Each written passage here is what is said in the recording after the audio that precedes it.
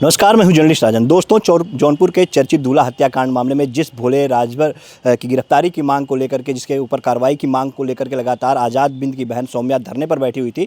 और भोले राजभर को आपको बता दें कि हाईकोर्ट से 60 दिन की राहत मिली हुई थी कि उसकी गिरफ्तारी नहीं हो सकती उस मुकदमे के मामले में, लेकिन वो सरेंडर कर सकता है। और जिसका कयास लगाया जा रहा था कि भोले राजभर किसी भी दिन दीवानी न्यायालय में सरेंडर कर सकता है, तो आज भोले राजभर ने दीवानी न्यायालय में सरेंडर किया है। जी हाँ, और उसके बाद उसने जमानत की अपनी अर्जी भी लगाई थी, जो कि खारिज कर दी गई। उसे जेल भेज दिया गया। तस्वीरें हम आपको दिखाएंगे। इस समय हम जौनपुर जिला कारागार के बाहर मौजूद हैं। यहाँ की तस्वीरें अगर हम आपको दिखाएंगे तो किस तरह से वैन से जो है भोले राजभर को दीवानी न्यायालय से यहाँ पे लाया जा रहा है, और किस तरह से पुलिस की गाड़ियाँ भी मौजूद है, पुलिस के लोग भी यहाँ पे मौजूद हैं। और उसके बाद भोले राजभर यहाँ पे पहुँचता है, तो आप तस्वीरें देखेंगे किस तरह से वो अपने चेहरे को ढके रहता है, गमछे से मुंह को बांधे रहता है और सर पे टोपी लगाया रहता है, और जीन्स पैंट और शर्ट पहन करके वो वैन में से उतरता हुआ दिखाई देता है। इस दौरान वो जब देखता है कि मीडिया के कैमरे चल रहे हैं, तो अपने आप को बचाते हुए, मीडिया के कैमरों से बचते हुए, सीधा सिर को नीचे झुकाए हुए सीधा वो अंदर कारागार की तरफ सीधा चला जाता है। जो तस्वीरें हम आपको एक्सक्लूसिव दिखा रहे हैं, ये तस्वीरें आप देखिए। भोले राजभर, ये वही भोले राजभर है जिसके ऊपर 1 लाख का इनाम जो है वो रखा गया था, और जिसे लगातार पुलिस जो है वो ढूंढ रही थी। 2 महीने का एक लंबा समय, जो कि आज 1 जुलाई और 1 मई को आज़ाद बिंद की हत्या हुई थी, जिसमें भोले राजभर का नाम आया था। तो भोले राजभर ने आज सरेंडर किया है। उसके बाद उसे जेल भेजा गया है। इस पूरे मामले में अधिवक्ता ने क्या कुछ कहा, जो भोले राजभर के अधिवक्ता, उन्होंने बताया किस तरह से सुबह 11 बजे के करीब ही भोले राजभर जो है वो कोर्ट में पहुंच चुका था, और वहां पे वो अकेले ही पहुंचा हुआ था। उसके बाद जो प्रक्रिया होती है उसके डिटेल वगैरह देने की, आधार कार्ड वगैरह की, चूँकि उसने अपनी जमानत के लिए याचिका भी वहाँ पे लगाई थी, तो क्या कुछ कोर्ट में हुआ, किस तरह से कोर्ट में उसने अपनी जमानत की याचिका लगाई, किस तरह से उसे खारिज किया गया, और किस तरह से उसे जेल जो है वो भेजा गया है, क्या कुछ कहना है अधिवक्ता का, वो भी हम सुनाएंगे। लेकिन इस पूरे मामले में सौम्या बिंद अभी तक लगातार उसका जो है धरना वो जारी है। धरने पर वो बैठी हुई है 18 जून से लेकर के, और अभी तक उसका धरना जारी है। और अभी भी भोले राजभर ने तो सरेंडर कर दिया है, लेकिन प्रदीप बिंद जो एक और आरोपी, 1 लाख का इनामी है हत्यारोपी, वो अभी भी पुलिस की गिरफ्त से बाहर है। फिलहाल भोले राजभर की ये तस्वीरें देखिए, जो आज सरेंडर किया है, और जिला कारागार जौनपुर में अब वो भी पहुंच चुका है, जिला कारागार में बंद है। और निश्चित तौर पे इस पूरे मामले में अधिवक्ता का क्या कुछ कहना है भोले राजभर के, आइए आपको सुनाते हैं।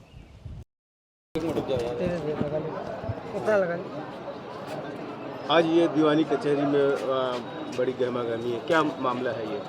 भोले राजभर, जिसके बारे में कहा जाता था कि जो है बहुत खूंखार है, बहुत बड़ा अपराधी है, लॉ को रिस्पेक्ट नहीं करता, फ्लाइट कर गया है और कभी पलायन कर गया है, कभी लौटेगा नहीं। उस भोले राजभर ने माननीय न्यायालय का सम्मान करते हुए, माननीय उच्च न्यायालय का सम्मान करते हुए, जो 60 दिन की मोहलत दी गई थी उसको भी ब्रेक करते हुए उसने वॉलंटरली न्यायालय में आके सरेंडर किया है, और न्यायालय में जुडिशियल कस्टडी में उसको जेल भेजा गया है।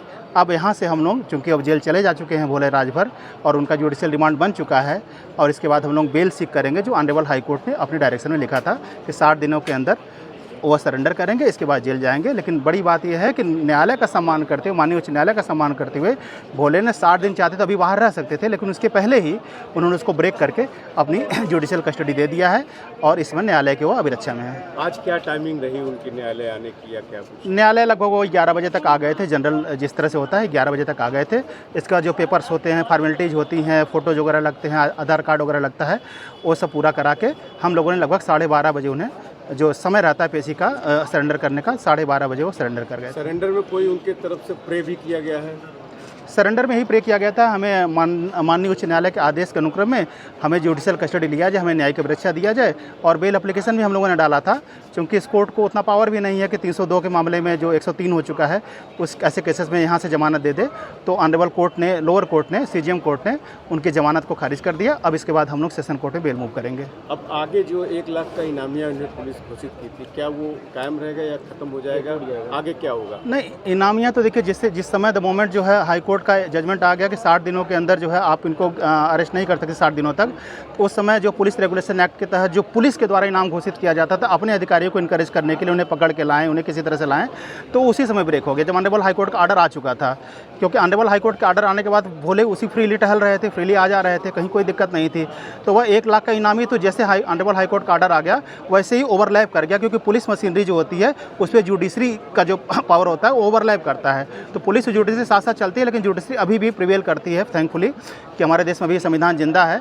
तो वह पुलिस रेगुलेशन एक्ट के तहत जो 1 लाख का इनाम जो है यहाँ से लेके फिर फॉरवर्ड होकर फिर ADGP महोदय के माध्यम से वो फॉरवर्ड हुआ था 1 लाख का, वह तो उसी समय ब्रेक हो गया था। तो अब तो उसका एग्जिस्टेंस का कोई सवाल ही नहीं है। लगातार सौम्या जो है वो अभी धरना दे रही है और इधर ये सरेंडर हो जाता है। अब क्या मतलब किस तरह से देखा जाए? देखिए, सौम्या का दर्द बड़ा है। मैंने पहले भी कहा था कि उसने अपना भाई खोया है, उसके परिवार ने अपना बेटा खोया है। अब वो उनका स्टेज प्रोटेस्ट जो है वो किस कारण से है, अब उनको तो भोले के लिए तो बिल्कुल ही नहीं करना चाहिए था। और बीच में उनके स्टेटमेंट आप लोगों के माध्यम से मुझे सुनने में आया कि उसने भी कहा है कि हम न्यायालय के माध्यम से अपना जस्टिस सीख करेंगे। तो न्यायालय के माध्यम से आएँ, अपनी बात कहें कोर्ट के सामने। हम बेल डालने जा रहे हैं, बेल में आएँ, बेल का प्रोटेस्ट करें, बेल का विरोध करें और हाई कोर्ट में जाएँ, हाई कोर्ट में बेल का विरोध करें और जो जुडिशल प्रोस्पेक्टिव में जैसे होता है उस तरह से अपना जस्टिस लें। बाकी उनके धरना प्रदर्शन के बारे में क्या ही कमेंट कर सकता हूँ, वो तो उनका अपना निजी अधिकार है, कर सकते हैं। आप अधिवक्ता हैं, भोले राजभर इतने दिन से फरार रहे, काफ़ी कुछ मानसिक तनाव से गुजरे होंगे, क्या कुछ बता रहे थे? भोले का देखिए, इस पूरे केस में भोले की संलिप्तता तो बिल्कुल संदिग्ध रही है, क्योंकि एक मोटरसाइकिल पे 3 लोगों को आना कहा गया है, जिसका नाम पहले ही पुलिस की विवेचना में आ चुका है। उसमें कहीं भोले का नाम नहीं है। और थोड़ा दूर रहना, घर परिवार से दूर रहना, पत्नी से दूर रहना, बच्चों से दूर रहना, इस दौरान उसके घर को बुलडोज कर दिया जाना, उसके घर में जाके महिलाओं के साथ अभद्रताएं करना, बदतमीजियां करना, यहाँ तक कहना कि मंगलसूत्र उतार दो, सफ़ेद साड़ी पहनना शुरू कर दो। तो वो जो मेंटल ट्रॉमा था वह तो मतलब अकथनीय था। तो बिल्कुल बहुत ज़्यादा मेंटल तनाव में थे, बहुत ज़्यादा मानसिक तनाव में थे, बहुत ज़्यादा शारीरिक रूप से भी बड़ा कमज़ोर नज़र आ रहा था, क्योंकि इसके 2 महीने पहले भोले राजभर आते थे, मजबूती से आते थे। तो शारीरिक रूप से भी बहुत कमज़ोर हो गए थे, मानसिक रूप से भी टूटे हुए दिख रहे थे, झुके हुए दिख रहे थे। और बाकी अब धीरे धीरे लाख का कोर्स साथ में आया था कि अकेले वो आए थे, किस तरह से आए वो? नहीं, भोले राजभर तो अकेले ही आए थे और कोई साथ में नहीं आया था। अपना आधार कार्ड लेके आए थे, अपनी फ़ोटो लेके आए थे, जो जुडिशल पर्सपेक्टिव जो पेपर्स होते हैं वो सब लेके आए थे। बाकी पहले से कुछ पेपर्स हम लोगों ने तैयार करके रखा था। तो पहले से था कि जुलाई में हम लोग सरेंडर कर देंगे, क्योंकि जून के कोर्ट में अधिकारी रहते नहीं हैं, ज़्यादातर छुट्टी पे रहती है, कोर्ट वैकेंट से रहती है। तो पहले से ही था कि जुलाई में ही हम लोग सरेंडर करेंगे, इसलिए जुलाई उन्होंने सरेंडर कर दिया। हालांकि चाहते तो अगस्त भी पूरा जो है वो निकाल सकते थे, लेकिन उन्होंने न्यायालय को रिस्पेक्ट किया। इसके लिए मैं भोले को थैंकफुल कहना चाहूँगा कि उन्होंने जुडिशरी का सम्मान किया और अपने आप को आके न्यायालय जुडिशल कस्टडी में अपना सरेंडर किया। न्यायालय CGM जौनपुर कोर्ट में सरेंडर किया हुआ, लेकिन CGM साहब आज श्वेता यादव जी हैं, वो आज थी नहीं, तो वह ACGM सेकंड में उनकी पेशी बनी थी, ACGM सेकंड में हुआ था। मेरा नाम उपेंद्र विक्रम सिंह है। आप भोले के अधिवक्ता हैं? हम भोले के अधिवक्ता हैं जी।